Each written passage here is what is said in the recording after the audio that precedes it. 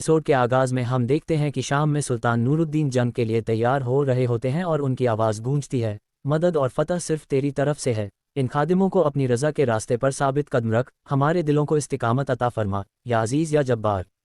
जंग के मैदान में अपना इंसाफ जाहिर कर और हमारी मदद फरमा। उसी लम्हे मदद वहां आकर कहता है, फौज हरकत में आने के लिए तैयार है मेरे सुल्तान, हम आपके हुक्म के इंतज़ार में हैं। और फिर सुल्तान उमर मल्लाह से कहते हैं, मोहतरम उमर मल्लाह दुआ करें। तो जवाबन उमर मल्लाह कहते हैं, खादिमों की दुआ होनी चाहिए मेरे सुल्तान।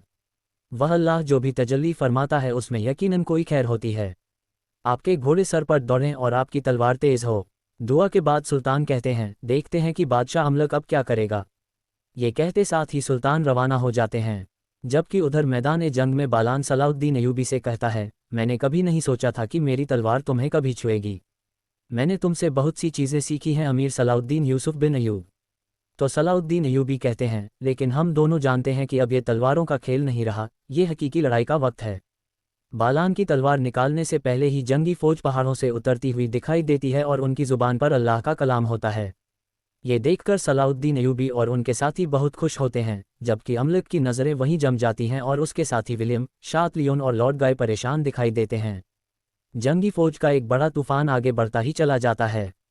ये देखकर अमलक विलियम से कहता है, मुझे उम्मीद है कि तुम्हारे पास इसकी वजाहत होगी विलियम, तुमने कहा था कि वो नहीं आएंगे।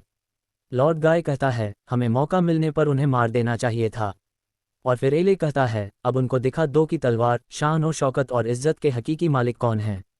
ये सुनते साथ ही सब लोग अपनी तलवारें निकालते हुए जंगी फौज की जानिब दौड़ पड़ते हैं। मैदान जंग में दोनों तरफ से आवाज़ें टकरा जाती हैं। दोनों तरफ से आवाज़ इतनी बड़ी होती है कि ऊपर से ये चींटियों की तरह दिखाई देती हैं। गम और गुस्सा छा जाता है। जंगी फौज की कमान अमीर शेरको के हाथ में होती है और वो सलाउद्दीन अयूबी को देखते हुए उस लम्हे को याद करते हैं जब कारतगन अपने सिपाहियों के साथ उस मकाम पर पहुंचा था जहां वो सब जहर की वजह से बेहोश थे। यह मंजर देखकर कारतगन हैरान रह गया था और उसके कानों में उस बुजुर्ग की आवाज़ गूंजी थी, दर्दमंदों के लिए दुआ बन जाओ। उसे याद करते ही कारतगन ने कहा था, गद्दारों ने कुएं में जहर घोल दिया है, अलबाइस जो बोतलें मैंने तुम्हें दी थी वो उन्हें दे दो। ये कहते साथ ही कारतगन ने आगे बढ़कर शेरको को दवा पिलाई थी। इस ख्याल के बाद अमीर शेरको और अमीर सलाउद्दीन एक ही हमले में कई बाजिंदीन को मौत के घाट उतार देते हैं। कारतगन की तलवार भी आबोताब के साथ चल रही होती है, वह लाशें गिराता है, चीखता है और आगे बढ़ता चला जाता है, जबकि यार्की भी अपनी महारत दिखा रहा होता है।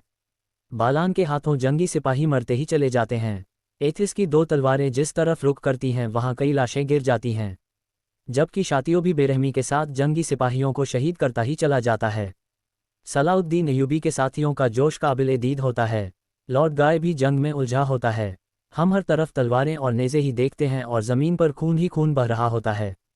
मैदान के बीचों बीच सलाउद्दीन अयूबी का जानबाज बजोग अपने तीरों की महारत दिखा रहा होता है। हर तरफ खून ही खून दिखाई दे रहा होता है। बादशाह अमलक और विलियम अपनी बाकी फौज के साथ पीछे खड़े होते हैं। अमलक कहता है, खुदाया हमें फतह अता फरमा। जबकि दूसरी जानिब काहिरा में शहवार जौहर से कहता है, सलीबियों की फतह के साथ दोबारा मिस्र मेरा होगा। हकीकी सल्तनत वह है जिसमें आप हर किसी की जीत पर अपनी जीत का दावा करते हैं। ये कहते साथ ही वह एक मशरूम खाता है जो उसके गले में अटक जाता है। ये देखकर जौहर कहता है, आराम से वजीर हजरत, आराम से। और फिर कुछ देर सोचने के बाद शहवार कहता है, लेकिन क्या होगा अगर ये जंगी जीत गए और हम फतह की बजाय शिकस्त की तरफ चले गए। नहीं नहीं, कोई शिकस्त नहीं है। जंगी अमीर का हुक्म मानना या फिर बादशाह अमलक को टैक्स के तौर पर पैसे देना। और फिर तख्त पर बैठते हुए कहता है, कोई शक नहीं कि हम बादशाह अमलक को खिराज पेश करेंगे। मिस्र मेरा है, मैं इसे हरगिज़ किसी को नहीं दूंगा। जबकि उधर मैदान जंग में खलील सलीबियों को जहनुम वासिल कर रहा होता है, मगर उसी लम्हे उसका सामना शात लियोन से होता है।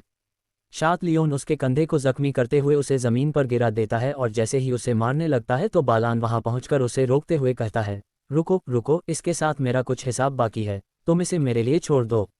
ये सुनते साथ ही शात लियोन खुद को रोकते हुए वहां से चला जाता है और खलील इशारे से बालान का शुक्रिया अदा करता है। बालान भी उसे बचाने के बाद एक तरफ हो जाता है। मुसलमानों को शहीद करते हुए शात लियोन अपनी तलवार से खून चाटता है। बालान अपने मुश्किल दिनों के साथियों को तो बचाता है मगर आम सिपाहियों को शहीद करता ही चला जाता है। मैदान जंग की जानिब देखते हुए अमलक कहता है, देखो एक बार फिर कुद्स की फौज की ताकत देखो। उसी लम्हे एक घुड़सवार अपना घोड़ा दौड़ाते हुए वहां पहुंचता है और विलियम को एक खत देता है। खत पढ़ते ही विलियम के चेहरे का रंग उड़ जाता है और वह कहता है, सुल्तान नूरुद्दीन। अमलक पूछता है, क्या वह भी यहाँ पर आ रहा है? तो विलियम कहता है, यहाँ नहीं बल्कि उसने हर्रान किले पर हमला किया है। ये सुनकर अमलक के मुंह से बेशक निकल आता है। हर्रान किले का मंजर दिखाया जाता है। वहाँ काफिरों की लाशें ही लाशें पड़ी होती हैं, हर तरफ खून ही खून होता है। तीर किसी के सर में, किसी की गर्दन में और किसी की टांग में पैवस्त होते हैं। पूरा सहन तबाही का मंजर पेश कर रहा होता है। सुल्तान अपने सिपाहियों के साथ वहाँ मौजूद होते हैं। उन सब के चेहरे बता रहे होते हैं कि जहाँ पर भी उन्हें सख्त जंग का सामना करना पड़ा है। फिर सुल्तान कहते हैं, इन सबको जहन्नुम में हनका दिया जाएगा।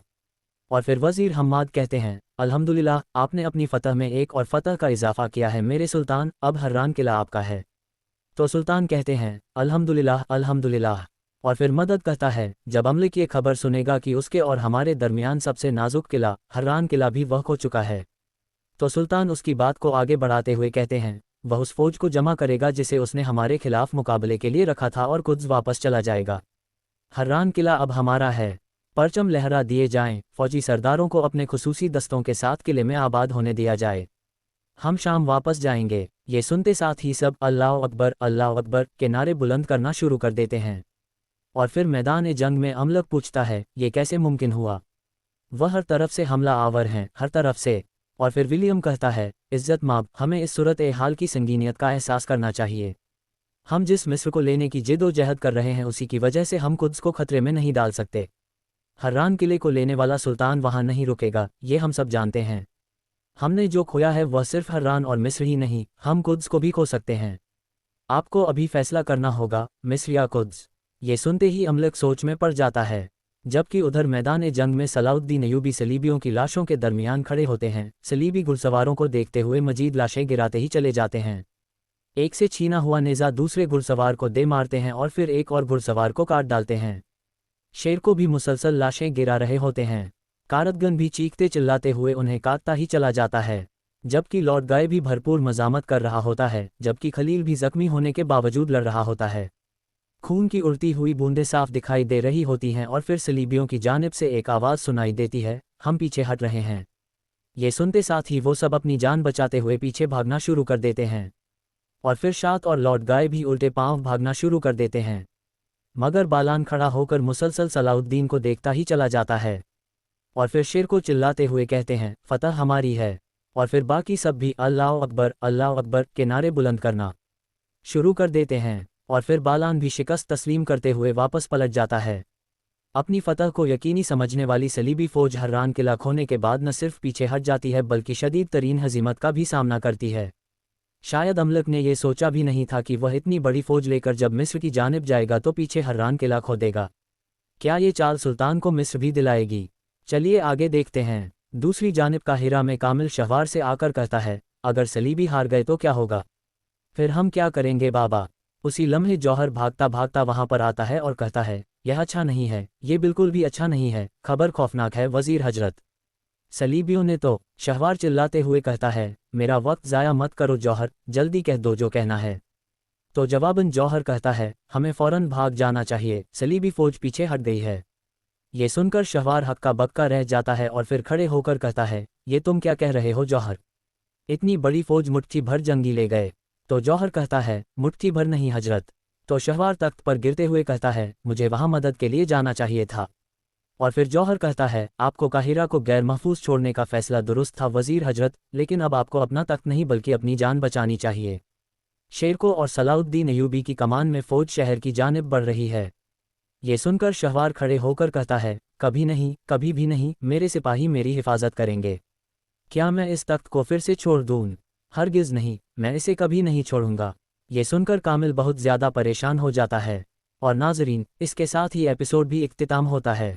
अगर आपको वीडियो पसंद आई हो तो वीडियो को लाइक कर दें और जिन दोस्तों ने अभी तक चैनल सब्सक्राइब नहीं किया वो जल्दी से चैनल सब्सक्राइब कर दें और बेल आइकन घंटी वाले निशान को भी प्रेस कर दें ताकि आने वाले एपिसोड आपको बआसानी मिल सकें।